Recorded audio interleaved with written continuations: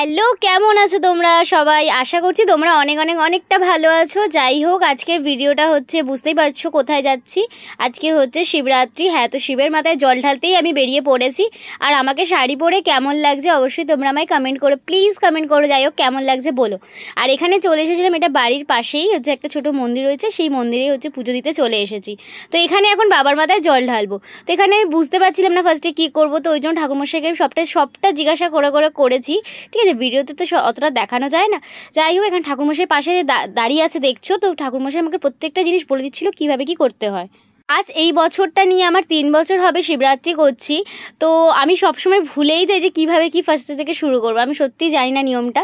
তো যাই হোক, এখানে হচ্ছে আমি মোমবাতি জ্বালিয়ে নিলাম এখানে।